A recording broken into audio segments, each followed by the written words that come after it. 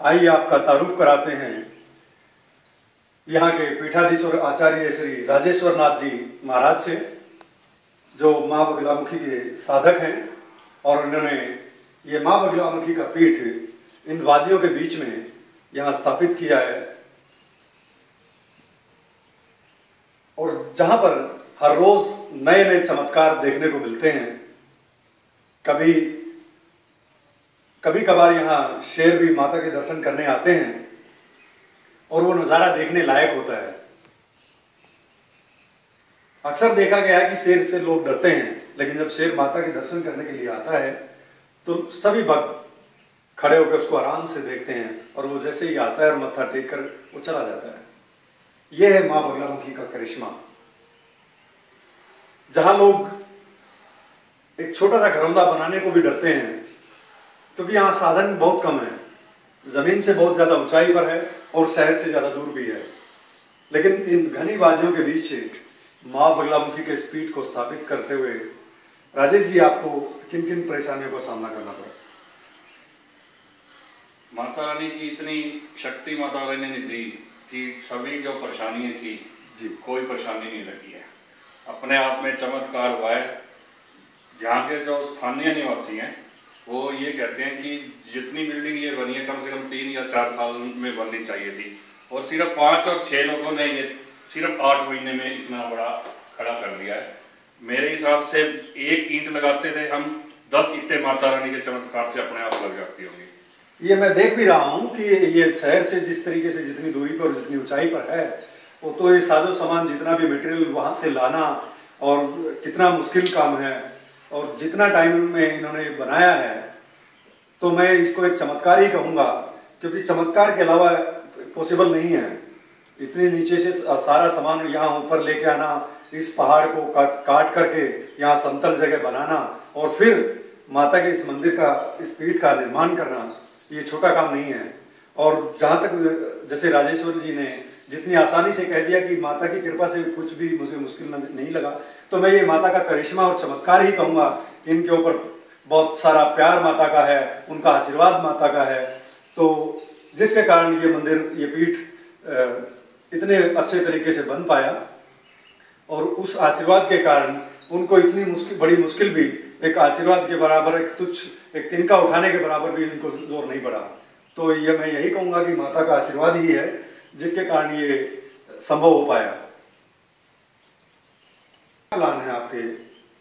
अभी इस मंदिर की स्थापना हो चुकी है। मेरी जो ये है, उनके बहुत गरीब लोग हैं, तो एक डिस्पेंसरी बनाने की मेरी वो है इच्छा है। एक डिस्पेंसरी बनाई जाए, एक लंगर हाल बनेगा जिसके अंदर छोटे मोटे गांव वालों की और कोई सुख दुख होता है वहाँ वो कर सकें कुछ, और डिस्पेंसरी जो है फ्री होगी बिल्कुल।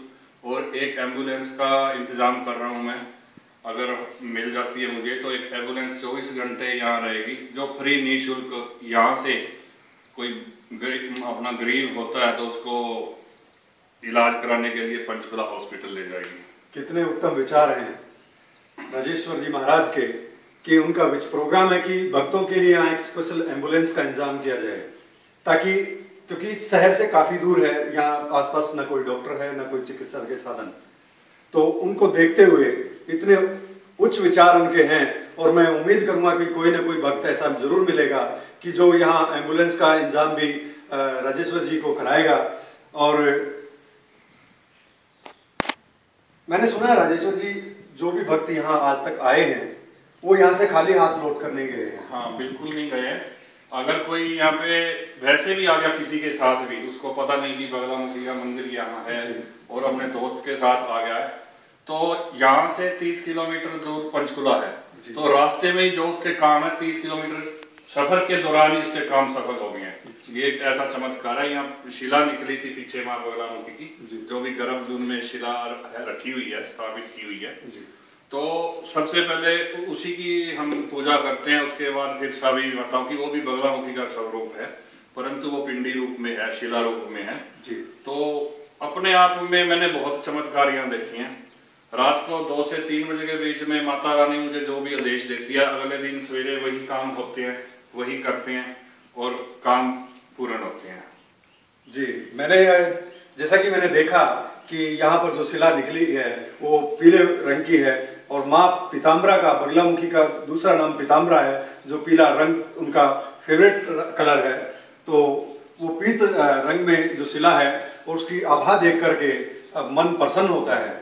और जैसा कि मैं देख पा रहा हूँ यहाँ पर कि भक्त जो आते हैं, ये सच है कि राजेश्वर जी ने जो कहा कि जो भक्त यहाँ आते हैं वो अपनी मनोकामना पूर्ण करके जाते हैं।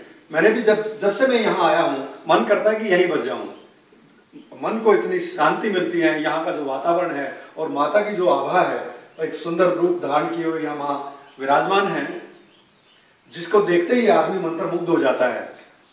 हालांकि इस देवी को बहुत सारे लोग नहीं जानते हैं, क्योंकि लेकिन इस दुनिया में जितने भी एस्ट्रोलॉजर और तंत्र को मानने वाले लोग हैं वो बगलामुखी के बगैर सिद्ध नहीं हो सकते हैं, इसकी कृपा के बगैर नहीं कुछ कर सकते हैं।